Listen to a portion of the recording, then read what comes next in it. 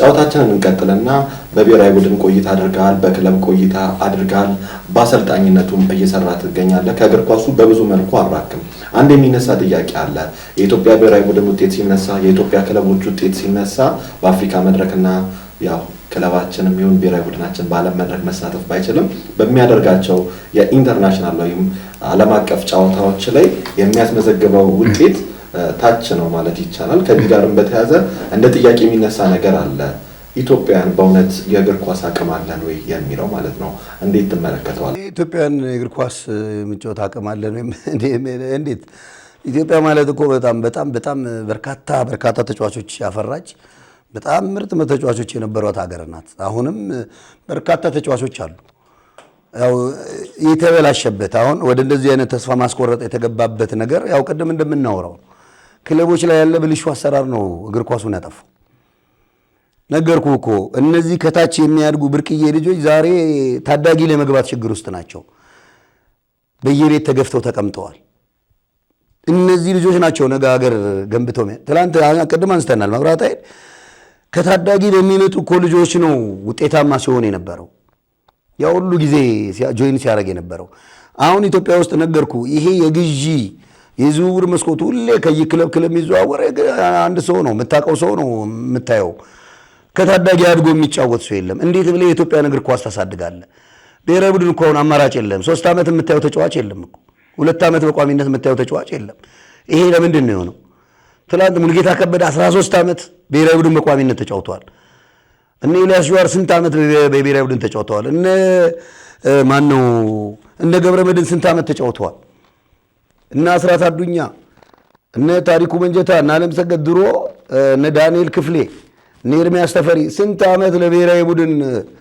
በረጅም አመት ታያቸዋል ለምንድን ነው የምታያቸው መሰረት ይዘው ነው የመጡት አሁን እኮ ከክለብ በሚዘዋወር ተጫዋች ዝም ብለ እንደ አዲስ ጉልበትም እኮ ይፈልጋል ቲም እንትን ይፈልጋልና ታዳጊ ላይ አሁንም ካልተሰራና እምነት ከሌለ የኢትዮጵያ እግር ኳስ ምንም ማድረግ አይቻልም ብሔራዊ ቡድን እኮ የክለብ ነጸብራቅ እንጂ ብሔራዊ ቡድን ዝም ብለ ከየትም ሰብስበ አምጥተ ብሔራዊ ቡድን ብለ የምትለው ነገር አይደለም መሰረት ሊኖረው ይገባል ቤዝ ሊኖረው ይገባል ታዳጊ ላይ እንስራ ብቻ ወሬ ነው ምንም አይሰራም ውሸት ወሬ ታዳጊ ምን ሆነውን ከቨር ነው በቃ ባዶ ቀፎ ስራ የሌለው ባዶ ቀፎ ነው እንዴ አንተ ሳታሳድገው ምንሳይ አንደር 20 ያለን አንደር 50 ያለ አንደር 20 ያለ ያታለ አገሪቱ እግር ኳስ የታለ ካለ የት ሄዶ ነው በቃ ይሄንን ማስተካከል ነው አንደር 20 አንደር 50 ምናምን ያላቸው ክለቦች ይመርምሩ ላይ ለምንድን ነው ለግዢ ብር የሚወጣው ለምን ከዚህ አድግም እያሳደገ ለምን ቡድኑን እሺ በአንድ አመት አይሆን በአንድ አመት 3 ሰው በሚቀጥለው 5 ሰው በሚቀጥለው እየተደረገ ስለምን አይድግም በቃ የለም አሁን ያለው የገንዘብ ዝውውር ምንም ስለ ታዳጊ ሊያስወራህም አይችልም አሁን እኮ ሩጫው አሁን ክረምት መጣ ሩጫው ታዳጊ ለማሳደግ ነው እንዴ ሩጫው የለም ስለ ታዳጊ የሚያነሳ አሰልጣኝ ይስታል እንዴ የለም ምንም አታስበው ስለዚህ ይሄ ነገር በጣም ካልታረመና ይሄ ያለው የክለብ ውስጥ ያሉ አሰራሮች ካልተስተካከሉ የሁለት ነው ማለት ከባድ ነው ስለዚህ እምቅ አቅም አለ ኢትዮጵያ ላይ እግር ኳስ ላይ ያለ ብለህ ታስባለህ እምቅ አቅም አለ ግን እምቅ አቅም ያላቸው ሰዎች እንዲወጡ እድሉ አልተመቻቸላቸው በዚህ ባለው ሌብነት ልጆች ጠፍተዋል እየባከኑ ነው በቃ መድረስ አልቻሉም መድረስ ያለባቸው ቦታ መድረስ አልቻሉም ተተኪ እኮ ያስፈልጋል አይደል አሁን ተተኪ እንዲመጣ የማይፈልግበት ዘመን ነው ምክንያቱም ተተኪ ከመጣ እዛጋ አሁን ለምሳሌ አሁን አዲያው ሳራ 5 ተጫዋች አሁን ቶፕ ተጫዋች ቢኖር ቢያድግ ደላሎች ምን ይበላሉ ይሄ ነው መብራት ኃይል ውስጥ አሁን ቶፕ 5 ሰው 6 ሰው ላሳድግ ብትል ደላላ ምን ይበላል ደላላ እኮ ስራ ይሰራል በጣም ደግሞ ከሚያናድድ ነገር አንዱ ደላላ ዛሬ ክለብ ላይ ሊያመጣል ይችላል ነገ ላለመውረድ ስትጫወት ከዛኛው ክለብ ትገባለ የኛውን ላለመውረድ ለሚጫወተው ይሄን አርግ ፌቨር ስራ ሁሉ ትባላለህ እኮ ይሄ ነው እኮ አሁን ያለው ስለዚህ ይሄንን ነገር መንግስት ገብቶ ካልተስተካከለ በስተቀር አገራችን ወላድ በድባብ ትይድ ብሏል ተስፋዬ ቱታ የሚባል የመብራት ኃይል አሰልጣኝ ከዚህ በፊት የሆነ ተጫዋች ከመብራት ኃይል ሲወጣ ከታዳጊና አንዋር ትንሿን አመጣና አሰለፋት አንዋር ባንድ ጨዋታ ገብታ አሰግድ ንቅንቅ አላረግ ብላ ቶፕ ሆነች በቃ ጋዜጣ ላይ ሲጠየቅ ወላደ በድባብ ትሄዳለ። ኢትዮጵያ ይኸውልህ አሁንም ነቅላ አምጥተው ዋናው ቡድን ብታጫውተው ፊት ማድረግ የሚችል ተጫዋች ማን እድሉን ይስጠው? እንዴት ሆኖ በሚሊዮኖች አልፎ መምጣት አለበት። በሚሊዮን ገንዘቦች ነው የምልህ፣ በሚሊዮን ሰዎች ሳይሆን አይሆንም። ስለዚህ ይሄን ነገር መንግስት ገብቶ አሁንም ጩኸቴ እኔ መንግስት ገብቶ እንዲያስተካክል ነው። እሺ የኢትዮጵያ እግር ኳስ የተጫዋቾችና አሰልጣኞች ክፍያ ከእግር ኳሳችን በላይ ነው የሚሉ ግለሰቦች አሉ። ያንተስ እይታ ምንድነው? እግር ኳሳችን አላደገም፣ ክፍያው ግን ጣሪያውን ነክቷል እና በዛ መሀል የሚገኙ ደግሞ በጣም ብዙ ገንዘቦች አሉ። በተለያየ አካላት ገንዘብ የሚያገኙና ኳሳችን ሳያድግ ገንዘቡ የሚወጣው ገንዘብ በየአመቱ የሚፈሰው ሚሊዮን ገንዘብ ግን በጣም በርካታ ነው የሚሉ ግለሰቦች አሉ። የሳዳት ጀማል እይታስ ምንድነው በዚህ ላይ? እኔ ገንዘቡ ጣራ ነክቷል ምናምን አይደለም። እኔ በገንዘቡ ኮምፕሌን የለኝም። ተጫዋቹም ደግሞ በለፋው ልክ እውነቴን ነው በእግሩ እንዲሄድ እኔም አልመኝም። ዛሬ መኪና ይዞ ስታይም ደስ ይላል። ምክንያቱም እኛ ባለፍንበት መንገድ እነሱ እንደዚህ ሆኑ ብሎ ነገር የለም። ግን ምንድነው ትክክለኛው መንገድ ይሄድ ነው። ኳሱ ይደግ ነው። ኳሱን ለማሳደግ ይሰራ ነው። አሰልጣኙ ይሄን ያህል ደሞዝ እየተከፈለ ሌላ ኮራፕሽን ውስጥ ገብተህ እንደገና ቡድን ውስጥ የተለያየ ስራ እየሰራ ቲም እያበላሸህ የምትሄድ ከሆነ እንዴት ይሆናል? አይሆንም። የሚከፈለው በቂ ነው አይደለም፣ እንደውም በቂ አይደለም። አሰልጣኙም ግን ያን ያህልም እየተከፈለ ጥሩ ቡድን ማሰራ ከሆነ ለውጥ ማታመጣ ከሆነ ታዳጊ ላይ እምነት ከሌለ የዛሬ እኮ ታዳጊን ሄዶ የሚያይ አሰልጣኝ እኮ እኔ አጋጥሞኝ አላውቅም። አዎ የዋና ቡድን አሰልጣኞች ድሮ እኮ እነ ስዩም አባተ እኮ እኔ ይገርመኛል እኮ እነ ጋሽ ሰውነት ስቴዲየም ቆመው እኮ ያሉ ትንሽ አዋራ እየመታቸው መንገድ እየሄዱና ስራት ሰፈር ላይ የሚጫወት ሰው መንግስቱ ወርቁ መንገድ ላይ ኤርሚያስ ተፈሪ የሚባል ምናልባት ታውቁት መብራት ኃይልም ነበረች በኤርሚያስ ተፈሪ 52 የሚባል ሜዳ አለ እዛ ሜክሲኮ ጋር መንግስቱ ወርቁ በዛ እያለፈ አይቶት ነው ጊዮርጊስ የወሰደው። ቀጥታ ጊዮርጊስ ቀጥታ ከቀበሌ ውድድር ቀጥታ ጊዮርጊስ ልጁ ፊት አረገ ወጣ ቡድን ብሔራዊ ቡድን መብራት ኃይል ዛሬ መብራት ኃይል ቋሚ ሰራተኛ ነው ኤርሚያስ ተፈሪ። እንደነዚህ አሰልጣኞች አለ እነዚህ ለሙያቸው የቆሙ ሙያቸውን የሚወዱ ገንዘብ የማያስቡ ታላላቅ አሰልጣኞች በቃ ውጤቱንም ጊዜውንም ስታስበው እኮ በዛ ነው የምትወስደው።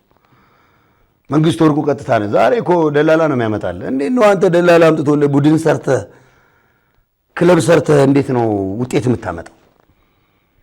እንደገና ከስር ያሉት ታዳጊዎች ከስር ያለ ምርጥ አቅም ያለው ልጅ አያሳዝንህ እንዴ? ምን አለ ለህሊናም መኖር አለብን ነው። እኔ በክፍያው እስማማለሁ፣ ያንሳቸዋል ይደረግ ተጫዋቹ የሚያገኝ ምክንያቱም ነገርኩ እኮ ዛሬ ላይ እየተለመነ ለምትታከም እየተቸገርክ መሆን የለበትም። እስከለፋ ድረስ ይከፈለው ችግር የለውም። ግን ተጫዋቹም ደግሞ ዓላማ ሊኖረው ይገባል። የኢትዮጵያ ብሔራዊ ቡድን ለምንድነው 5 ዓመት ማለት ጫወተው? ለምንድነው ረጅም ዓመት ማለት ጫወተው? ለምንድነው የሆነ ታሪክ ማልሰራው የሚል ነገር ሊኖር ይገባል። ብልጭ ድርግም ይላል። አሁን ብሔራዊ ቡድናችን አይተቆር ብልጭ ድርግም ይላል። ያው የምታያቸው የተወሰኑ ሲኒየር የሆኑ ልጆች ላይ ነው አሁንም ብቃት የምታየውና የተሻለ ነገር የምታየው። ነገም ሲቀየር ነው የምታየው። እና ወጥ የሆነ ብሔራዊ ቡድን ደግሞ አለመኖር ውጤት ላይ ተጽዕኖ ያመጣል። ስለዚህ በቋሚነት ብሔራዊ ቡድን አለመኖር ችግር ያመጣል። እና ይህንን ነገር እኔ በክፍያው ችግር የለብኝም፣ በአሰራር ላይ ነው ችግር። ጎን ለጎን መንቀሳቀስ አለበት፣ ኳሱ እድገትም ጭምር ማለት አብሮ መሄድ አለበት። ምናልባት ግን እሱ ጋር የሚነሳ አሁን የተጫዋች ክፍያ በዝቷል አይደለም። ምናልባት እኮ አውሮፓ አለፍ ሲልም እንደ ደቡብ አፍሪካ አይነት ክለቦች አጠቃላይ በአፍሪካ ላይ የሚገኙ ትላልቅ ሊጎች ላይ ከዚህ የተሻለ ገንዘብ ሊከፈል ይችላል። ነገር ግን አሁን የኢትዮጵያ እግር ኳስ ካለው እድገት አንፃር ይህ ክፍያ ይገባል ወይ ነው የበርካታ የስፖርት ቤተሰብ ጥያቄ። አሁን ሜዳ ላይ ከምናየው እንቅስቃሴ በተጨማሪም ደግሞ እግር ኳስ እያስገኘው ካለው እድገት አንፃር ለአንድ ተጫዋች 500,000 400,000 300,000 ብር የሚቆጠር ገንዘብ መውጣት ይገባሉ የሚል ነው ጥያቄው። ያንተ ምልከታ በሱ ዙሪያ ምንድነው? አይከፈለው በሚለው አይደለም ይከፈለው፣ ግን ሲከፈለው ተመጣጣኝ በአቅሙ በብቃቱ። አሁን እኮ እናንተ ስለ ክፍያው እናወራለን እንጂ ክፍያው ብዙ ሰው የሚነካካ ነው።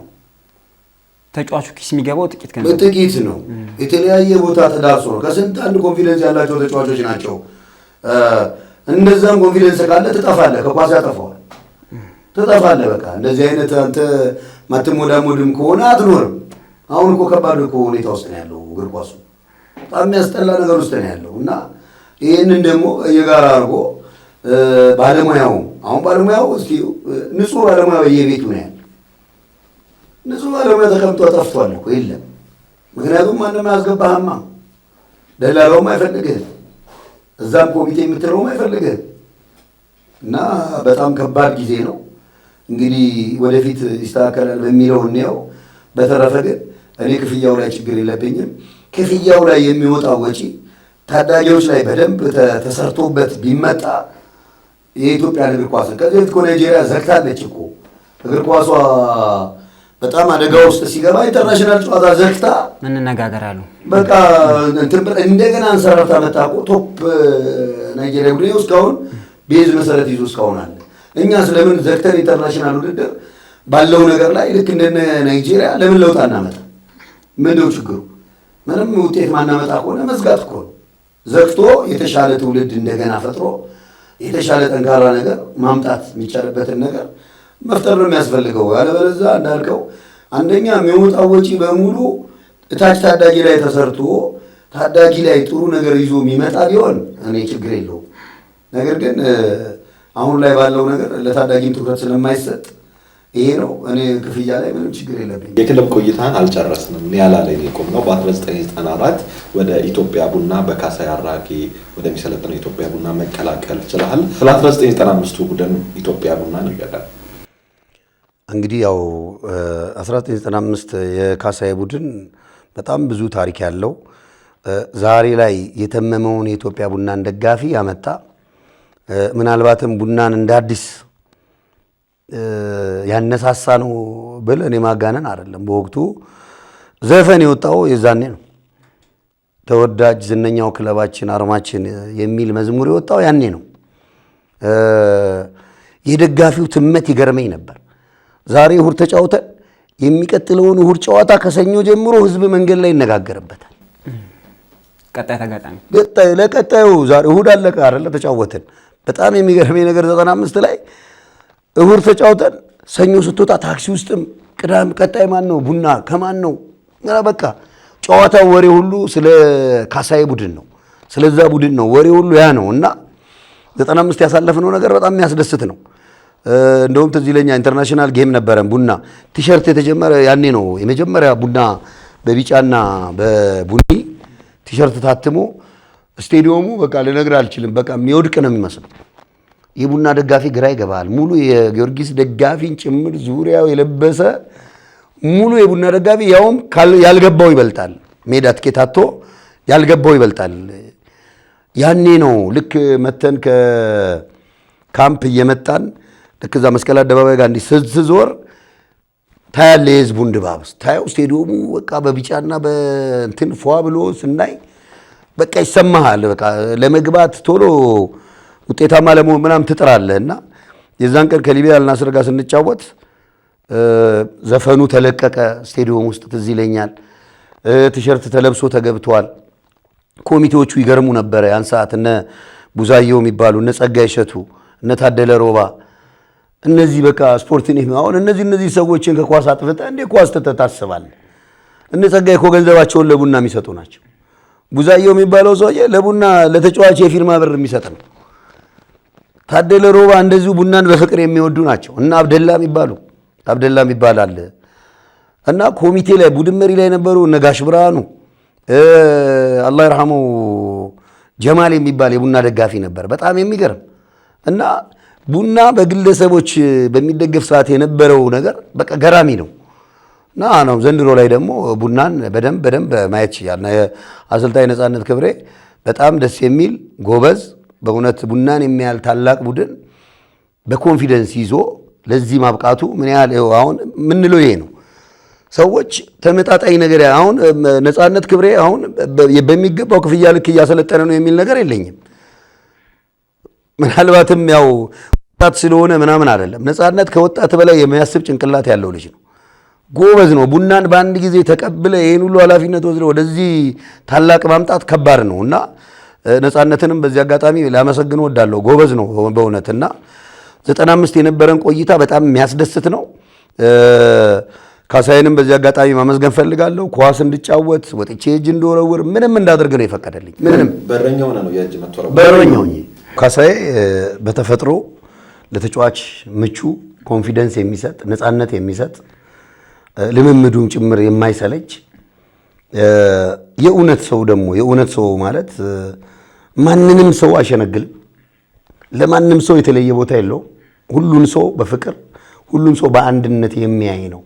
አንተ የተሻለ ተጫዋች ስለሆንክ ለምሳሌ ዮርዳኖስ አባይ ቶፕ ነው፣ አንተና ላምረው ቶፕ ነው፣ አንዳርጋቸው ቶፕ ነው።